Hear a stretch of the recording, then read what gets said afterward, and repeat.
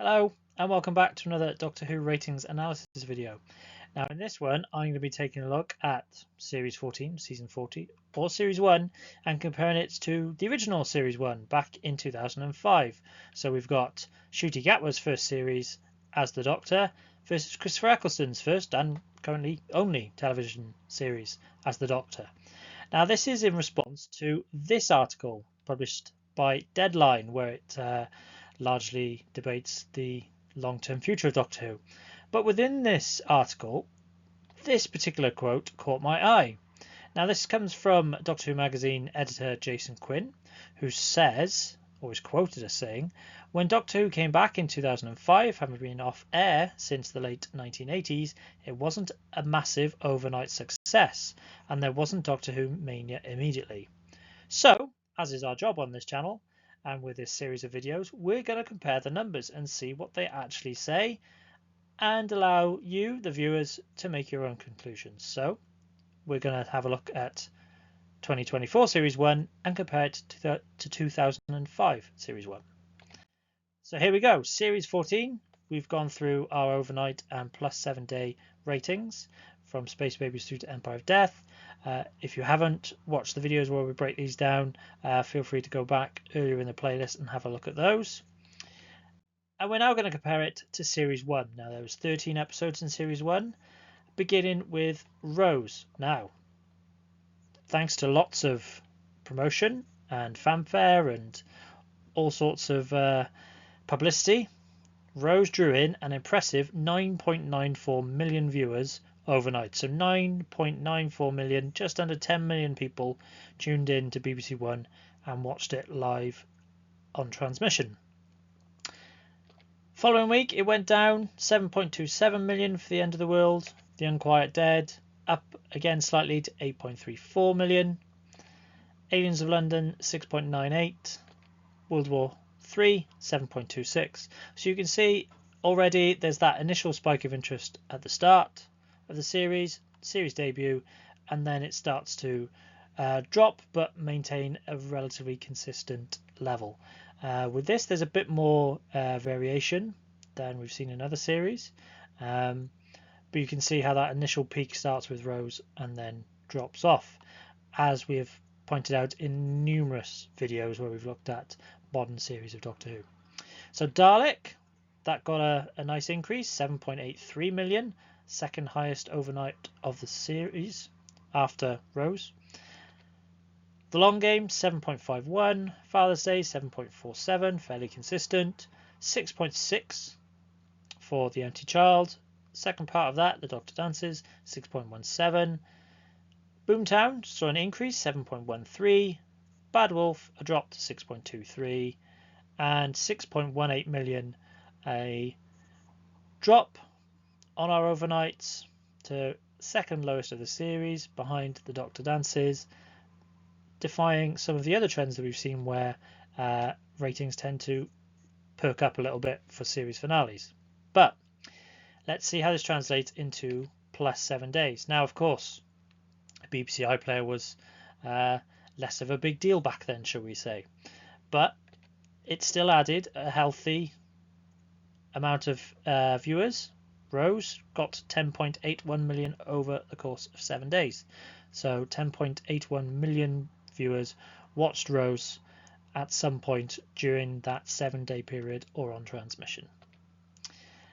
End of the World added 700,000 viewers, 7.97 million, 8.86 for The Unquiet Dead, 7.63 for Aliens of London, World War 3 just under 8 million at 7.98, 8.63 for Dalek, 8.01 million for The Long Game, 8.06 for Father's Day, 7.11 for The Empty Child. The Doctor Dances got 6.86 million, 7.68 million for Boomtown, Bad Wolf 6.81, and we finally finished up on 6.91. So you can see how The Parting of the Ways had a lower overnight than Bad Wolf, but ended up with a higher plus 7 day than its first part.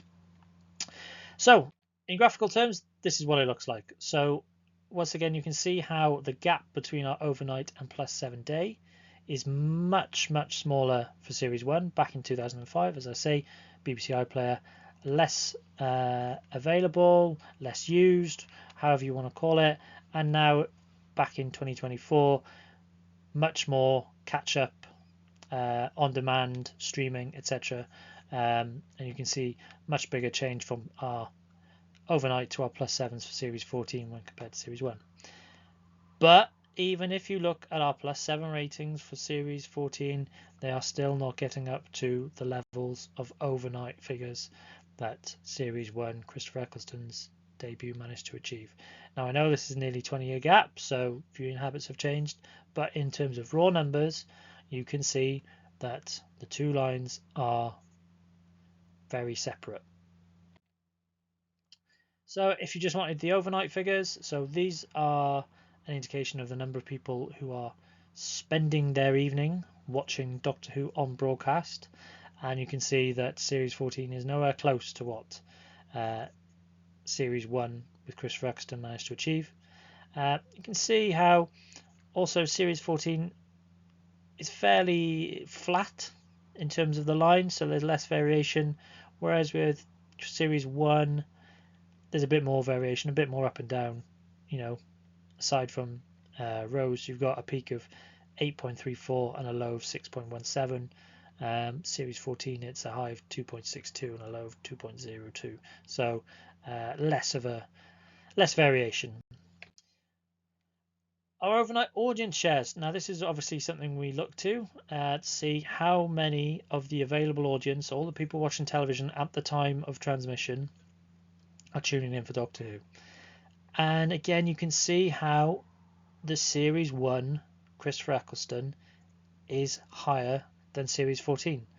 So in this respect, Series 1 in 2005 clearly outperformed Series 14. Now, of course, there are factors we've got to bear in mind here. Netflix and other streaming services were less of a competitor, hardly existed at all back in 2005. So now in 2024, there's a lot more competition that Doctor Who has to deal with. But you can see the healthy audience percentages of 40, low 40s, mid to high 30s are quite a bit different from 25 to low of 16.2% for Legend of Ruby Sunday. So quite a difference in terms of audience share, but I will again re-emphasize that caveat of much more competition for viewership. Okay, our +7 ratings. Now again, the +28 figure wasn't brought in until quite a few years after this, so we're only going to go by the +7s for Series 1. And again, you can see that our +7s are significantly different. Okay, Series 14 is hovering around the 4 million mark, and Series 1 back in 2005 was around about the 8 million mark. So yeah, definitely lower for Series 14 than Series 1 when you consider +7 ratings. And this argument that viewing habits have changed and people watch over 7 days with catch up and all things like that, even with that factored in, and again we noted earlier that in 2005 this was less of an issue, even with that factor, Series 14 is still not getting up to the levels achieved by Series 1 over 7 days.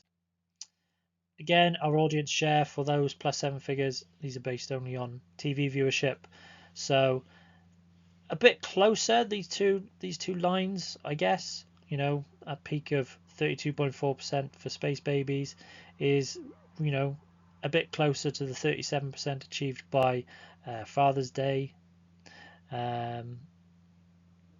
but yeah, still not as high as the 44.8, 44.9%. So nearly 45% of people watching television over 7 days had tuned into Doctor Who at some point. Okay, our chart position, again reflective of the competition and the other things that are on television that week. So Rose, a peak of 7th in the chart. By comparison, Space Babies, again, the peak is the series opener not series finale. Space Babies came 9th, so similar trend. But you can see how Doctor Who in 2005 had a bit more consistency. Okay, it was largely in the teens, and there's a bit more dramatic variation between 10 and 25th, which you find series 14 at. So how do these work out overall? So our averages overall when we compare series 1 to series 14.